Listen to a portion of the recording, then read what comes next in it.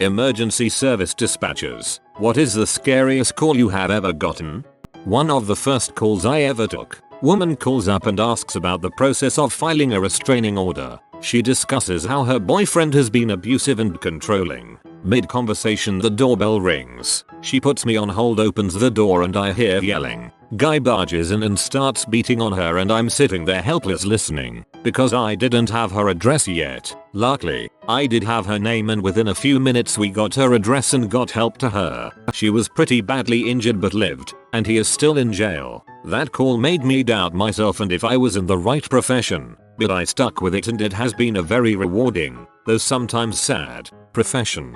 I guess that's why it's a good tip to open an emergency call with the address first. I read it somewhere on the pro tip sub. That way if you get interrupted, the dispatcher can still send authorities to the location, even if it was just faulty signal.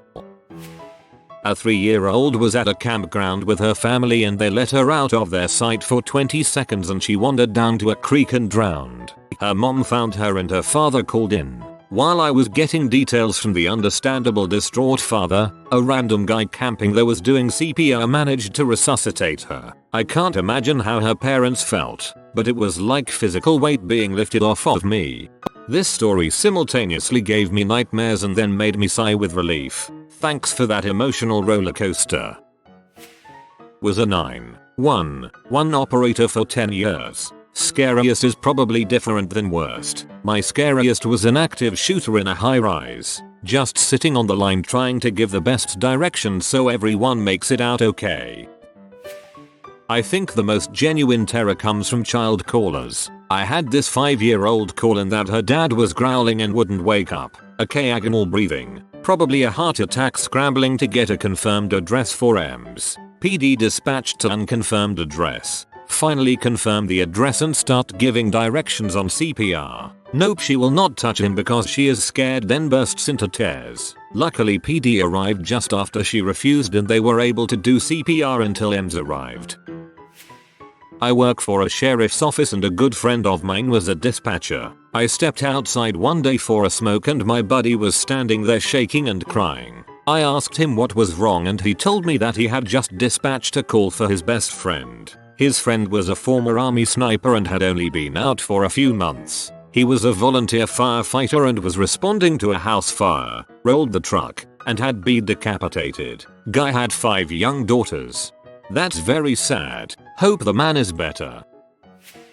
When I was younger, I applied to be a 911 operator for the city I was living in, Northern California. I got through most of their tests and interviews, which there were numerous. The pool of applicants was over 200 for about 8 positions. I got down to the last dozen applicants, then they played some recordings for us. The recording I listened to was a young girl calling 911 from inside a closet. She was crying and hysterical, saying that her dad was in the house with a gun and was going to kill her mom. You could hear the mother screaming in the background and the operator was really calm and collected. She got the little girl to keep her voice down and whisper and tried to keep her on the line. You could hear the gunshot in the background. I couldn't listen to it anymore. I didn't want to find out what happened next, so I don't know the outcome. I knew I couldn't handle that then. I don't think I could take something like that now.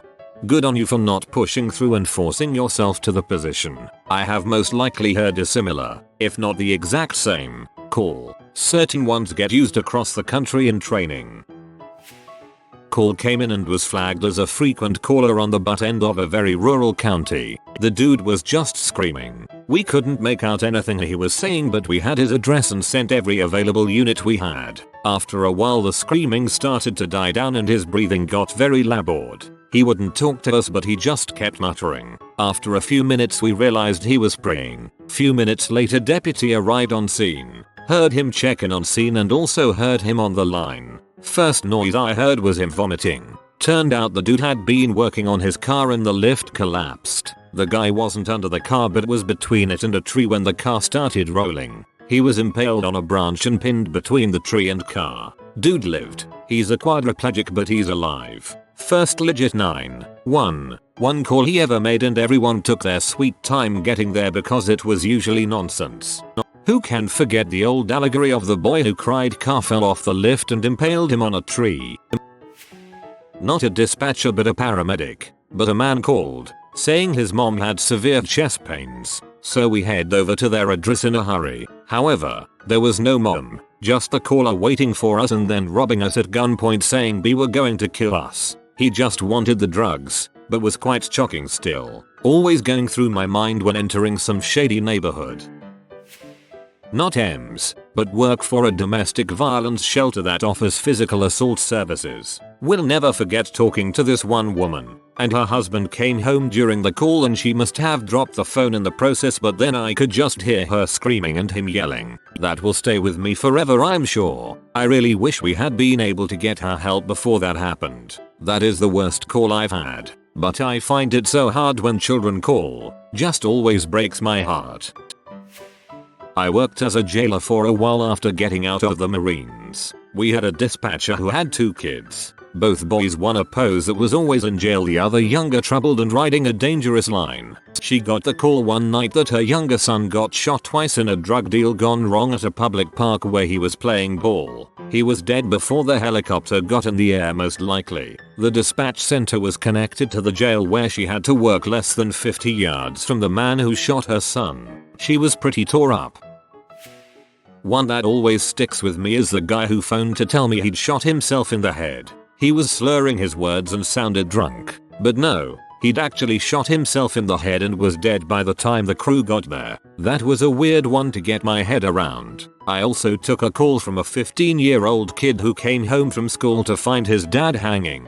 So I had to basically ask him if he was cold, could he cut him down. All the usual while this poor kid was panicking to heck. And then the kid stops answering my questions. And the dispatcher next to me gets the emergency call from the neighbors saying they don't know what's going on, but there's a kid standing in the street just screaming. I think about that poor kid a lot, and I absolutely detest his father for doing that to him, when he knew his son would be the one who'd find him. Probably the other one that stands out is the call from the woman who'd just been violated. She'd been coming home from a club, and someone had pushed through her door behind her as she unlocked it. When he left, she called me. I still remember the way she screamed when she heard knocking on her door again, and I had to yell at her to try to make her understand it was the police, and not the guy coming back. I didn't sleep well after that night shift at all.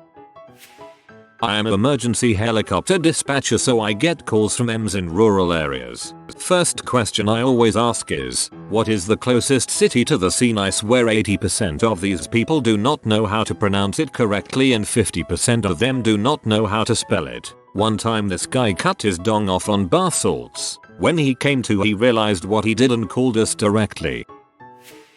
There was an accident once on a somewhat busy state road here. An older couple in and SUV pulled out onto the road without seeing a motorcyclist that was going well over 100 miles per hour. He rear-ended them, died instantly and plowed through the SUV, landing halfway through the windshield. The SUV flipped a couple times and landed on the passenger side, trapping the wife. Then it caught on fire. At my dispatch center we had 3 of us working at all times, and I don't even know how many. 911 calls we instantly got when this happened. Dozens, I'm sure, after I sent the FD and they got on the way. This is a rural area and this intersection was probably a good 10 minutes south of them. Some bystanders managed to get the husband out of the SUV, but he died in the helicopter on the way to the hospital, I believe. The wife burned alive. Honestly, the worst part was right after I dispatched the FD. One of the lieutenants on the biggest police department in my county happened to be driving through there with his family and he called 911. I'll never forget how panicked and frantic he was on that call. I had never heard any of our officers like that before, let alone one of the administrators. We were pretty friendly with all of them, so it shook me up. After I hung up with him, I just started sobbing. 911 dispatcher here for a large city. I get a little bit of everything and mostly it's BS. But one that stuck with me was something recently. A man called in frantic and it was really hard to get him to calm down. He told me his 35-year-old girlfriend was unresponsive and not breathing. I immediately started giving this guy CPR instructions and he kept screaming, "I'm sorry, I am sorry, my love." Tough morning for the guy, no doubt. It hit me that he could have been responsible, or the last thing he ever said to her was not pleasant. Never followed up on the call. In this line of work, it's on to the next one. Too busy to think about it. I have millions of people depending on me not to let the last call affect the next one. I don't know what happened other than she was a DOA. Didn't hit me until the next day. My god, that scream was deafening. All I know is there was more to the story. I could hear it in his voice. Please. I've heard people shot in real time. Parents trying to revive their dead kids first thing in the morning, but this for some reason hit me. Parents trying to revive their dead kids first thing in the morning. Well, that's chilling. Caller. Muffled voice. Me. I can't understand you. What's the location of the emergency? Caller. Sounding clearer. Like Kermit the Frog gives address. I'm going to hang myself. Me. Sir, we can help you. Talk to me. What's been happening? Caller. I just want you to move my body before my family get back. Me.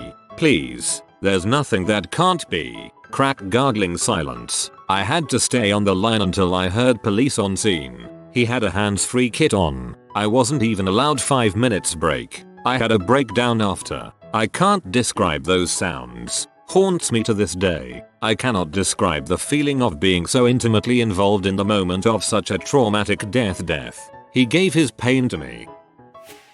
My sister works as a dispatcher. Her first week on the job, she had a man call in, saying he was going to kill himself. He told her that she couldn't do anything to change his mind. He was simply trying to let her know where he could be found. She heard the gunshot through the call. Second one, she had a little girl call in because her dad was unresponsive. She knew that CPR would likely save this man, but the daughter wasn't grown enough and didn't have the strength to perform it effectively. My sister had to tell her to leave the room, because the longer that girl stayed in there trying fruitlessly to save her father, the more scarred she would become by the experience of watching her father die. There's a guy up here on the roof. He was wandering around in a daze and not responding to me. He's got his shirt off and he's sitting on top of the parking garage with his legs over the edge and he's rocking back and forth. He's covered in blood. Vehicle pursuits aren't fun either. I worked as a deaf relay operator, 611, so we would often get 911 calls when people dialed the number wrong. We have to stay on the call and get them to 911 and can't leave until call is concluded. Guy is super tired trying to catch a few winks on the side of Interstate 5 when a car pulls up behind him and people jump out and try to get in the car. He drives off and calls 911 and the car follows. They are speeding down the road and he's giving the dispatcher the name of every exit he just passed and he's saying the car is still behind him and at times is trying to pull side by side. He's scared shitless. I'm on the edge of my seat. The call drops.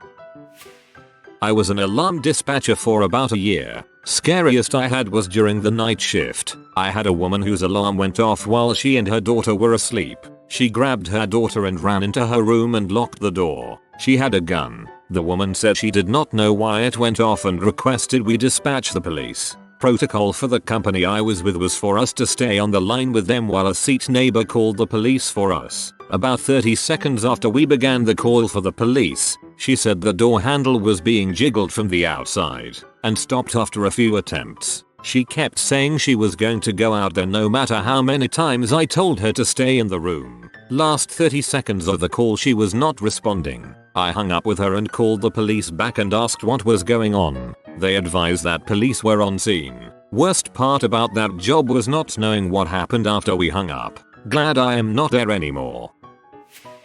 Heard this story from a cop I knew. Guy calmly calls 911 to report a man standing on his front porch with a shotgun. Police arrive at the address provided to find a man in his 50s standing on the porch as described in the call. They take cover and prepare to shoot if man decides to open fire. Man points gun to his own face. Cops realize what was going on, but it happened too quickly for them to intervene. That man on the porch was the one who called. Had to listen to a guy try and give CPR to his wife after she shot herself in the face. Luckily I worked for the police and not EMS. I was just listening to make sure the gun was secured and that the man didn't do anything crazy before my deputies arrived. I still think about that call a lot. Not a dispatcher, but when I used to work as a bouncer, I wound up calling 911 several times, trying to remain calm for an overdose stabbing shooting, and in one case a brutal curb stomping, while talking to the One dispatcher while everyone around me was very much not calm was rough. My own life's been saved a couple times by quick and professional dispatchers, and frankly they don't get enough love or credit. My late wife was a 911 dispatcher for 15 years. The two worst I remember her telling me of were a call she didn't answer, but was on duty during and heard the playback of. A woman called that her ex-boyfriend was breaking into their house and he then beat her to death with a hammer, all of which was heard on the phone. When they were hearing it, they weren't sure what it was but found out when the officers arrived. The second was when she was doing M's calls. A man had recently had surgery on his legs and was unable to get up out of bed or his recliner by himself. He calls because his wife is having a heart attack on the other side of the room and he can't do anything to help her. She said listening to him begging for help was the worst thing she ever had to sit through.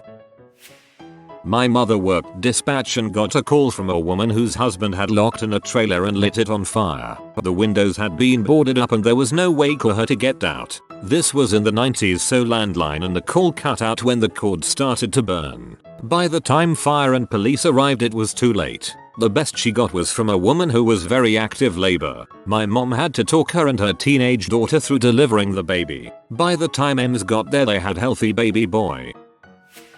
I was training to be an EMT and was on a ride along. We show up to the scene and the only thing told to us was that it was a load and go, which meant rapid transport. I find the guy and he is making a wheezing noise trying to breathe. Turns out he had a brain bleed and was having severe symptoms of high intracranial pressure. The ride to the nearest trauma center was only about 10 minutes, but it felt like 10 hours as we just tried to keep him from choking on his own vomit. With something like that, we couldn't really do much except hope we made it in time. It was definitely a wild experience for a ride along, and the craziest part was just cleaning up all the blood and vomit in the ambulance and quickly moving on to our next call. It's definitely not something I'll ever forget in my lifetime. One of the scariest, most memorable calls was probably when I had to stay on the phone with the father of a barricaded subject army vet while they relayed to me what they were able to see through the in-home security footage. The wife of the subject left, went to the house of the father of the barricaded subject without telling the subject because she saw him, the subject, standing over their baby girl with a gun the day before. We had to put out an all-points bulletin to notify the surrounding area that he left the house at one point, possibly going to find his wife and daughter. He went back home and started tearing the house up and smashing things. I had to hear from my officers that he was shooting at them from inside his house. Eventually, we got him out without anyone getting injured. I ended up having to be on the phone for a solid 4.5 hours, unable to hang up and unable to go to the restroom or leave when my shift ended. I tried to block out the calls that I listened to people kill themselves and others. Not a dispatcher, but one told me that one time he got a call from a 19-year-old girl. It was late and she was new to driving. In the US, her car slipped on black ice and went over the bridge. Her car sank in the river and she called 911 and he received it. He tried to keep her calm. Poor girl was an au pair from same country in Africa. She was crying because she was going to die in a foreign country, and to make things worse she didn't even know where she was. They couldn't find her fast enough. The dispatch even remembers her last words: "Tell my sister I'm sorry I left." This story haunts me to this day, and I'm also an au pair. Not me, but someone that shared their story one day. They received a call from a woman whispering down her phone stating that there were intruders in her house. She was hiding down the side of her bed. They were downstairs and she was upstairs in her bedroom. She kept quiet for 10 minutes, keeping the call handler updated through whispering. She then told the handler the men were coming up the stairs. Next thing the handler hears is the woman saying, "Please don't hurt me." The handler hears a noise that sounds like a scuffle and voices but can't quite hear what they are saying. Then it suddenly goes completely silent, except there's this noise that sounds like the wind blowing through an object, followed by a quiet gurgling noise. Turns out the wind noise was the sound of the poor woman trying to breathe through her lacerated windpipe, and the gurgling was the blood forming bubbles as the air pumped up from her lungs, pushing it out through the wound in her neck. The intruders had decided to slit her throat upon finding her and then continue to rob the house. That story left me with a bad feeling for the rest of the day. Former dispatcher, retired due to depression, but that's a whole other story. Nearly 10 years at that job. I don't remember what it's like to feel genuine joy without chemical assistance, but fortunately most of the calls have faded into a background noise of sorrow. The very first 911 call I ever heard on the job was 1 week into my employment, without any formal training at that point. Call was over in less than 30 seconds. Hello, what is your emergency? There are people in my house. Address. I hear a crackle on the phone. Line goes dead. Supervisor immediately takes over and sends out a code 3 response to the address. Turned out to be a home invasion. Caller had been tied up, escaped, got to her phone and made the call before being shot, dying instantly. Culprits were in the wind by the time cops arrived but were later arrested, tried and convicted. Not the worst thing I ever heard, if you can believe it, but considering my lack of training and experience at that point, it will always be the scariest. If you are new to the channel, you can subscribe. I publish new videos every day. Until then, check another video.